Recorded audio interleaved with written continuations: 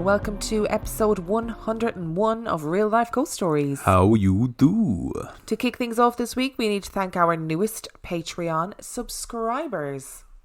We would like to thank Kelsey Perry, Colton, Danielle B, Shannon Mueller, Ginger M. Krotzer, Jack, Dana Schuler Drummond, Bridget Curtin, Jub McGrub, Gloria Lawson, Taria Wolf, Deanna Bradley, Monica Razor, Kyra May, Christy, Lucy Grimwood, Ashley Iafelis, Matthew M, Emma Tagg, Emma Hughes, Dita Jensen, Chandra, Ashley Fiffick, Karen McBrady, Laura Rice. Clint Green. Thank you so much for being our Patreon subscribers. We appreciate it and we appreciate you. We surely do. And we've got a promo this week. And our promo this week is for Let Me Introduce Myself. Do you want to take it away? Let Me Introduce Myself is my new little podcast baby that I am unleashing on the world, which sees me talk to a different person each episode about an interesting area of their life. And we basically just have a chat. So you've been doing this for quite a while, like behind the scenes. I have. I've been tinkering away. And you're quite excited about it. I'm quite excited. I'm also quite nervous because people have now acknowledged that it's happening. Well, it is happening. And it was inevitable if you wanted to release a podcast that people were going to acknowledge that it was happening. Yeah, I kind of in the back, like in my sort of insane brain, I kind of anticipated it just going out and people stumbling across it. But now, like, there are people waiting to listen to it, which is kind of scary. But it's also exciting because it's something that's completely different from what we do. Because I'm not involved in this, just for so everybody will know, I'm not involved in this in any way, shape or form. It's so removed from what we do normally, but it's actually really fascinating to listen to just completely different people, I think. Yeah, and it's something I've wanted to do for a long while because I kind of think that lots of people have interesting stories to tell, and the stories that we do here tend to come from the same kind of people. So it's good to get a different voice on things. So I'm going to play the promo now, and if you enjoy it, go and listen to Let Me Introduce Myself. Hello, my name is Dan, and you may know me from the Real Life Ghost Stories podcast. And if you do, you'll know that one of my favourite things to do is to listen. Let Me Introduce Myself is my new podcast where each episode I sit down with a new person and listen to their stories. This season we answer some of life's biggest questions. What's it like to be a professional footballer? How do you run a marathon when your heart doesn't work properly? What was it like growing up as a Catholic in Belfast? What is a music producer? Is the Deep South just like the media portrays it? And other things. If you too like to listen and want to know the answer to these questions, then stay tuned to Let Me Introduce Myself.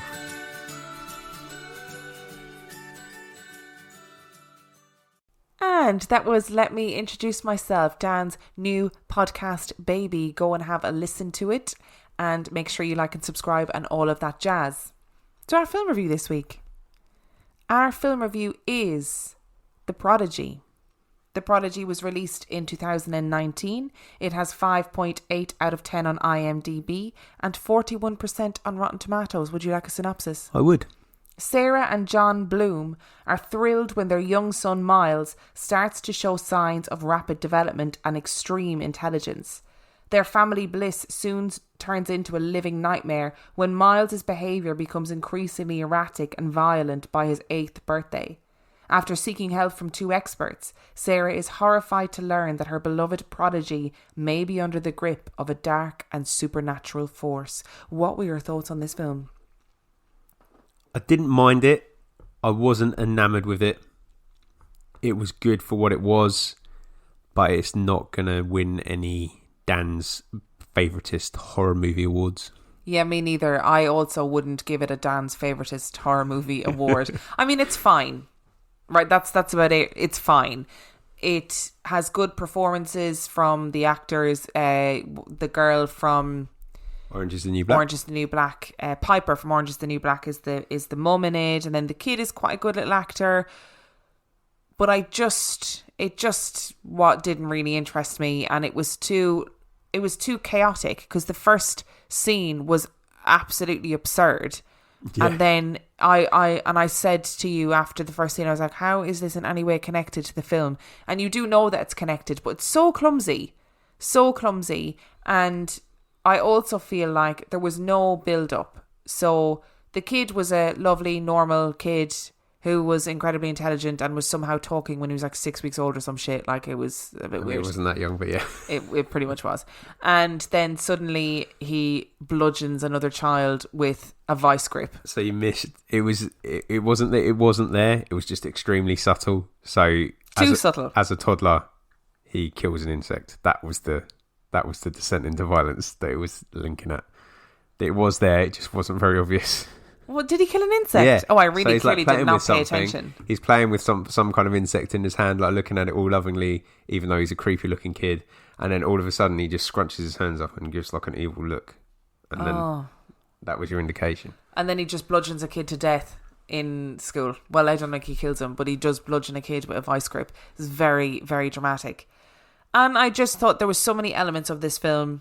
It just was weird. It was just weird. It was weird. I like the concept. So the idea is like an actual sort of law around reincarnation, in that, you know, sometimes if you die at the same time as someone being born, there's this transference of soul. It is like a legit thing in certain branches of reincarnation. So I like that because it was a good concept to go with. And there were some moments where there were a couple of good jump scares and a couple of good tense moments. But it just didn't deliver. It had the same kind of vibe as Brightburn and The Orphan, and The Boy to a lesser extent. But it just didn't deliver. It was frustrating because it felt like it was on the brink of doing something, and then it just never really did it. And the father was lame.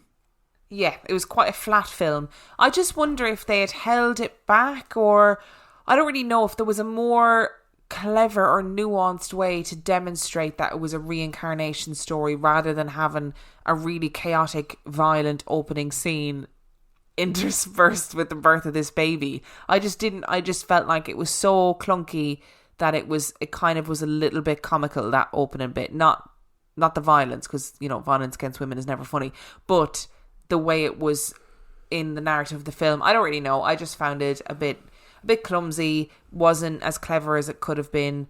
It was just fine. Yeah, it was fine. That's the just way of summarizing it.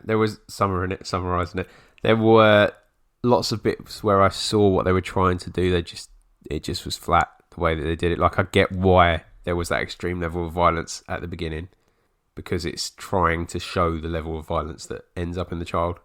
But it just wasn't. It was clunky. I agree with you. So what would you give this film out of 5? 2.5. Yeah, I'm going to give it a 2. Ooh, going lower. I'm going to give it a 2 because you told me off last week for giving the same as you, so I'm going to give it a 2. Yeah, it was fine. I mean, it's not like horrendous. It's not like the worst film ever, and, you know, you'll regret watching it. It's just really predictable, and it's quite boring, actually, which is a bit of a mad thing to say. Which brings us to our story this week. It's about reincarnation. We're not talking about reincarnation, because we have spoken about reincarnation before. We did an episode. Oh, past lives, that's what you were thinking. Yes. Okay. But we are going to be talking about weird coincidences in history, which is something that I am a big fan of. Like glitches in the Matrix. You love a glitch in the Matrix or a time slip. Well, I love weird coincidences in history. Before we move on, talking of glitches in the Matrix, you posted about my new podcast, and someone posted underneath it asking if it was about tears in the Matrix. I misread that as tears in the film The Matrix. That's how I interpreted it. I mean, that is such a specific podcast, right? That's a really niche podcast. And it took me about 10 minutes to understand what that person had written. And then I was like, oh, I get it now. Laughing emoji. So I didn't post anything, thankfully, that would have incriminated me for just not understanding something. But I was like, imagine doing a whole podcast on tears in the movie The Matrix where nobody cries. Yeah, the crying is not that much of a thing in The Matrix, is it? I'm pretty sure Trinity cries. Okay. At one point in The Matrix, just to let everybody know. That's about the extent of my knowledge, and podcast episode number 1 and the only podcast episode of Tears in the Matrix. So our story today is about the Titan, and this comes from Katie Serena on allthingsinteresting.com. Are you ready? Never. It was a clear, chilly night in April. The largest vessel ever to float at 800 feet long, displacing 45,000 tons and declared unsinkable by all who had seen her, was gliding through the water with roughly 2,500 peacefully sleeping passengers. Then suddenly it struck an iceberg. On its starboard side, while moving at 25 knots, the ship was 400 nautical miles from Newfoundland. It sank quickly, and due to an insufficient amount of lifeboats, it took a majority of its passengers with it. This story sounds familiar to anyone with even a minor knowledge of the Titanic. However, that story above isn't a description of what happened to the Titanic. It's actually the plot of a novel titled Futility, which was released 14 years before the Titanic ever set sail. In 1898, a man named Morgan Robertson penned a novel titled The Wreck of the Titan, or Futility.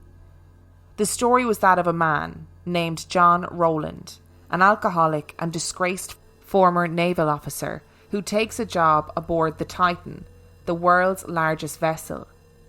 Robertson describes it as unsinkable and among the greatest works of men. The Titan strikes an iceberg on its journey, sinking and becoming one of the world's greatest tragedies. The tale could almost be an exact retelling of the Titanic tragedy, if not for its release date. In fact, that's what makes it even more eerie. The similarities between the Titan and the Titanic go far beyond a name and an iceberg. The length of the Titan was 800 feet. The Titanic, 882. The speed at which the Titan cruised into the iceberg was 25 knots. The Titanic, 22.5. The Titan held 2,500 passengers. The Titanic, 2,200, though both had a capacity of 3,000. Both ships were British owned. Both ships were hit on their starboard bow around midnight. Both sank in the North Atlantic, exactly 400 nautical miles from Newfoundland. Both had a severe lack of lifeboats, the Titan holding 24 and the Titanic carrying just 20. Both had a triple screw propeller. Though there are a few differences, they are few and far between. For example, the Titan's sinking left only 13 survivors, while the Titanic left 705. And the Titan actually capsized before sinking, where the Titanic split into two pieces. The Titan's hero John also slays a polar bear who lives on the iceberg in question, which the Titanic's passengers probably didn't have time for, but it might have been an interesting addition to the movie. After the Titanic tragedy, Robertson was even accused of being clairvoyant due to the insane similarities between his work and real life. After all, the likelihood of someone writing a book so similar to a tragedy that hadn't even taken place yet is almost impossible. There are 41.1 million square miles of Atlantic Ocean available for shipwrecks to choose from, and there were plenty of reasons a ship could sink besides an iceberg.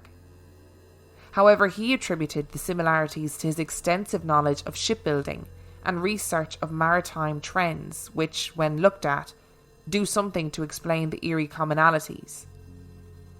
In the late 1800s and early 1900s, ocean liners were one of the most convenient ways to travel, as well as one of the most popular. Companies like the White Star Line advertised their ships as floating first-class hotels and promised speed and safety with all of the luxuries of being on land. Robertson was the son of a ship captain and grew up as a cabin boy before becoming a first mate on a merchant ship. It's no wonder that he drew inspiration from countless stories he heard of luxury liners and personal knowledge of ships' inner workings. The route that the Titan took could also be easily explained. It was the fastest and most direct route from England to New York. It should serve as no surprise that the Titan and the Titanic both chose to use it. The similarities between Titan and Titanic have sparked numerous conspiracy theories over the years. Some conspiracy theorists believe the ship was purposefully sunk to avoid creation of the Federal Reserve Bank. Others believe that it was cursed due to the White Star Line not christening their ships. Though the conspiracy theories may not hold up, it is impossible to disregard the similarities between the Titan and Titanic, and not wonder what kind of luck Robertson had to predict the world's most famous maritime disaster. I think I'm going to resound you on this one. Go on. I'm really not that bothered by this. I don't think anything apart from the time is eerie. As in 12 midnight? Yeah. Okay. Everything else is explainable with, this guy's being punished for essentially doing his research. Really. Yes, he is. And he did, like the article says, like he does have extensive knowledge, like really extensive knowledge. But it is a weird coincidence, right? Do you not think it's a weird coincidence? I mean, it is, but and I've mentioned this before, I've got a father and a brother that have an immense knowledge of steam trains, right? Yes. Obviously, steam trains are a little bit redundant in that they're not really making new steam trains in terms of technology. If you have that level of geekdom about something, you potentially know what the latest techniques are in terms of building ships. Yeah. So being able to give ships details that are eerily accurate to the Titanic could easily be explained away as a coincidence if he already knows where that's going.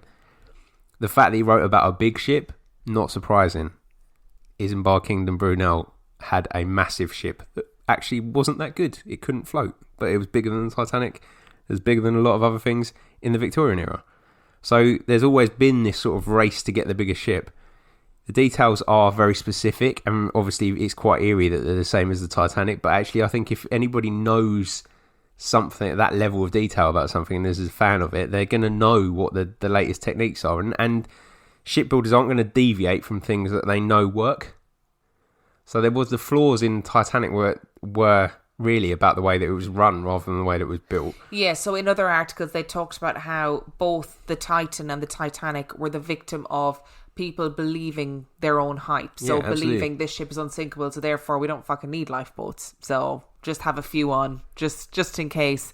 And then actually, obviously, they sorely regretted it afterwards. And so the author of the article said that, there's lots of different routes that you can take across the Atlantic, but the route that the Titan and the Titanic took was the fastest route. The Titanic was trying to get there the fastest. That's what it wanted to do. So it was inevitably going to go that route. The fact that it hit an iceberg is, it's eerie because that's what happens to the Titan. But the possibilities of hitting an iceberg, if you're taking that route and you're being careless, is it that strange? I would just like to point out here now that I am devastated that there was not a polar bear battle in the film The Titanic. I just want to put that out there because this is a very chaotic thing to say and I'm sorry, I find the film Titanic very boring up until the iceberg. I have no interest in Jack and what's her name? The other one. Rose. I have no interest in them. Put a polar bear into the mix. I'm here for it. I love a creature feature. If they turned Titanic into a creature feature, it would have gripped me. I'm glad you said that because it actually brings me to another point where I'm thinking that this isn't as, eerie as it sounds. The quickness, or the relative quickness, that the people were saved from the Titanic shows you how many boats were taking that route or were in the vicinity. Sorry, I see what you mean. Do you see what I mean? Yeah. And so the fact that he's chosen that route for his ship is just a coincidence. Now, the fact that he's called it Titan and the ship that sinks is called Titanic, that's probably the eeriest thing for me, I think. Titan is... But it just means big, doesn't it? Yeah. It's a Titan among ships, so that kind of makes sense. So I did wonder if you'd be judgmental about this story. It's not judgmental. Well, it is judgmental, but okay. Do you know who Violet Jessup is? Oh, it rings a bell. I mean, I can tell you she was a Titanic survivor. Okay, that might be why. So in my research about the Titan, because I love that story, I just think it's really fascinating, I came across a woman called Violet Jessup, and this came from grunge.com, and I fell down this rabbit hole of looking up eerie coincidences in history because that's the kind of stuff I love. In the early 20th century, luxury liners were the bee's knees. The White Star Line was one of the premier shipbuilders, and 3 of their biggest and best were the Olympic, the Titanic, and the Britannic. You know most of the story. But strangely, one woman was on board every single one of them. Her name was Violet Jessup, and she was an Irish nurse from Argentina. It started in 1911 when she was on board the Olympic when it collided with the HMS Hawke. The Olympic didn't sink, but Jessup's friends convinced her that an even more incredible time was to be had working on the Titanic. So that was where she was headed next. And she was one of the survivors that was pulled from the freezing Atlantic by the Carpathia. Not to be deterred by something clearly trying to send her a message, she went back to sea to serve on White Star's Britannic, which was drafted into service as a hospital ship during World War I. The ship hit a mine, and Jessup found her way into the lifeboats yet again. This time, though, that lifeboat was dragged back towards the sinking ship and its propellers. Seeing other ill-fated lifeboats and their passengers chopped to bits by the propellers, she jumped, hitting her head hard enough that she would have headaches for the rest of her life. You're thinking she swore off ships forever, right? Well, you'd be wrong. Because she worked as a ship's stewardess until 1950. Fair play to that lady. That has piqued my interest. Why? Because that says to me that actually maybe that conspiracy theory about the White Star Line being cursed for not christening their ships might actually have something to it. Because that's 3 of its ships. I'd be less concerned about Violet Jessup and more concerned about the building. The craftsmanship that was going on here. Well, you say that, but then I guess all 3 of them have got nothing to actually do with the craftsmanship. Yeah, I mean, one of them was a collision, 2 of them were collisions, and then the last one was whatever happened. But yeah, maybe hit in mine, maybe start christening your ships. Yeah, maybe do that, or maybe don't allow this woman on your ship. There's also that possibility. But there would be if she hadn't gone back to a ship and been fine on all the other ships. How weird is it though? Imagine being her. Imagine being this woman, right? And you're on. I mean, if you work on ships, you expect at some point that you'll be in some sort of like maritime accident, whether or not it's a sinking ship, whatever. And you're on this first one, you're like, whoa, so I was on this ship, this mad thing happened. Can you believe it? But I survived, we move on. The Titanic, unsinkable. Yeah, I'll work there. What an amazing experience. That stinks. You must be at that stage thinking, oh, I wonder, is this the life for me? Is it the life for me? Or should I be considering another career option? No, ship number 3 sinks. Everybody gets sucked into a propeller. Yeah, way more than that. She actually makes a split-second decision and doesn't die. Like, she's the closest to death on that third one. You'd think third time lucky, surely, and stop at that point? Nope. No, keep going. Work on another ship. She must have really loved ships like me. Yeah.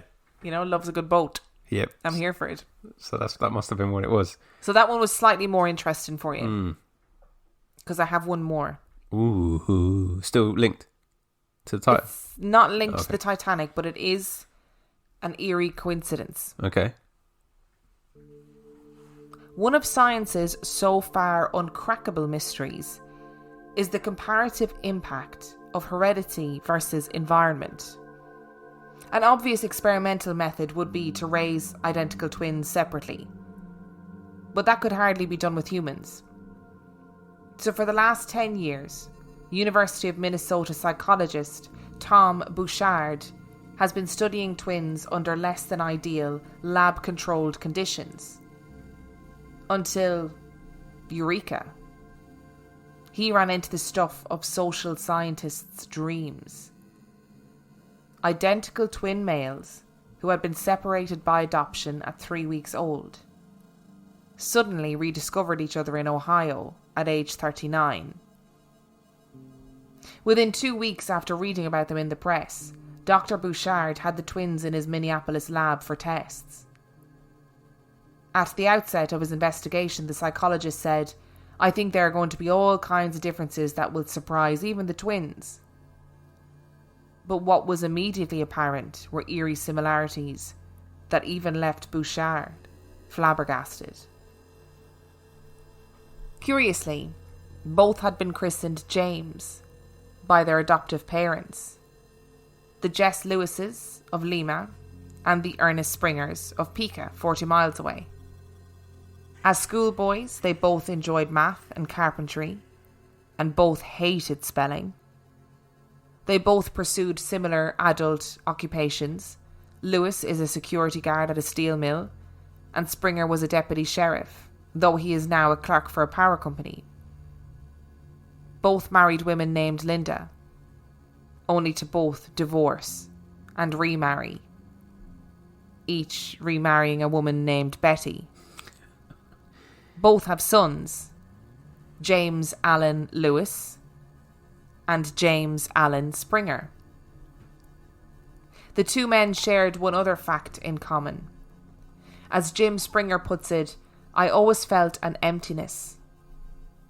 Neither the Springers nor the Lewises ever met the 15-year-old mother of their sons, and both couples were told that their adoptive child had a twin who died at birth. Then one day, when Jim Lewis was 16 months old, his mother visited the Miami County Courthouse to settle the adoption paperwork, and an official remarked offhandedly, they named the other little boy Jim too. For 37 years that hint tugged at Mrs. Lewis, who occasionally urged her son to find out if it was true. Finally, last Thanksgiving, he agreed to search, though he says he doesn't know why. Jim Lewis wrote the probate court, which had a record of the adoption, and contacted the Springer parents in Pica. I came home one day, Lewis recounts, and had this message to call Jim Springer. When he phoned Jim Springer, Jim Lewis blurted out, "Are you my brother?" "Yep," Jim Springer replied. 4 days later, on February the 9th, Lewis drove to meet his twin for an emotional reunion. Dr. Bouchard offered expenses and a small honorarium to get them to Minneapolis for a week of extensive physical and psychological tests. He wanted to begin as soon as possible to preclude their reminiscing together too long and thus contaminating the evidence. Though not the first such separated twins, the records show 19 previous sets in the US among some 75 worldwide. Lewis and Springer were believed to have been apart by far the longest. The detailed results of Bouchard's textbook case will be revealed to the twins themselves, but to protect their privacy will be buried among other data in the professor's book on differential psychology now in progress. There has been one development that may leave the twins still puzzling over heredity and environment. On February 28th, Jim Lewis, having divorced his second wife Betty, married a woman named Sandy Jacobs. Betty and Jim Springer were present, with Jim serving as his newfound brother's best man.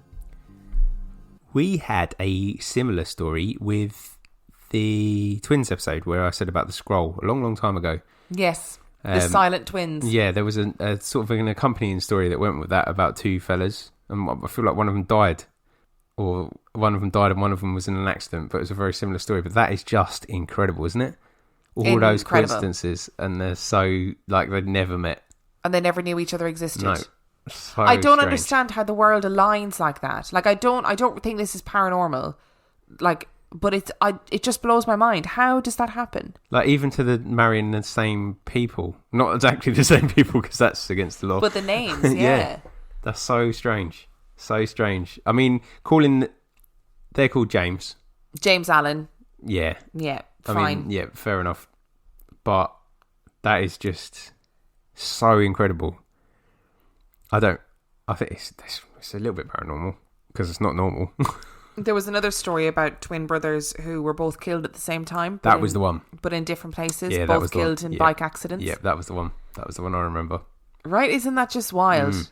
There was another story as well that took place in Ireland in like 1916, and a husband was fighting in the war and his wife was obviously at home in Dublin, and it the 1916 Rising happened. So there was fighting on the streets of Dublin and she had to go and get food for her kids. So she went out to get food and she was shot in the head. She got caught in the crossfire. And at the same time, her husband was shot in the head in the trenches. Or leaving orphan kids. Leaving orphan kids, which is obviously awful. But how insane is that? That is insane. That is crazy. Knowing what we do about twins, I find it really hard to contemplate the idea that they separate them when they're looking to adopt them. Yeah. Because there's obviously some kind of genetic thing that we can't really understand. I mean, those two are essentially the same guy. Yeah, I mean, how does it just beggars belief, really. Yeah. It really does. And if you have been around twins, like I often find with twins, they seem to be able to communicate in a completely different way than your standard people. Like me and you are very close, and we often can predict what the other one is thinking, or like, you know, finish a sentence that is completely out there, but we're just so used to each other. Yep. But I always think that twins have this weird telepathy that other people just don't understand. Yeah. That's the hereditary versus the other word that you used in the report. Environment. Yeah. Because obviously our connection is environmental. Yeah, it is completely. But whereas it's hereditary with twins, that's a crazy story. That's not coincidence, is it? Is it because they literally share their womb mates? Like, is it something in their physical growth in the womb that I just don't get it. I just don't get it. It just blows my mind. I don't know enough of the science about how they're formed either to be able to make a huge assumption like that. But there's obviously something that we haven't worked out yet, and it's probably buried in that amazing thing that we have in our head. It just blows my mind. And I think those connections between twins, like, there's so much colloquial conversational stories about twins being able to feel each other's pain, and not necessarily like scientific reports, but I love when something is a scientific report, because if a scientist is looking at this going, oh, this is fucking weird, then it makes you go, ooh, that is weird. But if you are a twin or a sibling that is really close to your siblings or whatever, and you have stories like that, do please post them in the Facebook group, because that is something that I am here for. It's like my sister and I only realised recently that we have the same dreams, which is mad. Weird. Yeah, very weird. Very weird. Same nightmares about dinosaurs, and we don't have a shared trauma. She's older than me. Yeah, that time you got attacked by dinosaurs when you were kids. That time we went back in time to Jurassic Park. 1993, I believe it was. So we're going to leave it there today, and I know it feels like a much shorter episode than normal, because it is a much shorter episode than normal. And because last week's was way longer than normal. Yeah, but like I said, these are pre-recorded. I am due to fly to Ireland very soon, so I need to get this done and edited. Thank you for your patience. This is our break after 30 days of terror. So thank you so much for listening. And if you enjoyed this week's episode, you can find us on reallifeghoststoriespodcast.com, where you can find the links to our social media, the link to our email address where you can send your stories, and the link to our Patreon, where for $5 or for $2 a month you get heaps of extra content. Don't forget to have a listen to Let Me Introduce Myself. The link to that will be in the description of this episode. Give it a listen. Message Dan. Tell him how great it is. He's looking very sheepish and nervous at the moment. It's going to be great. You know it's going to be great. Well, I enjoy making them, so... Yeah, that's all that matters, isn't it? Yeah. And on that note, we shall see you next week. Bye.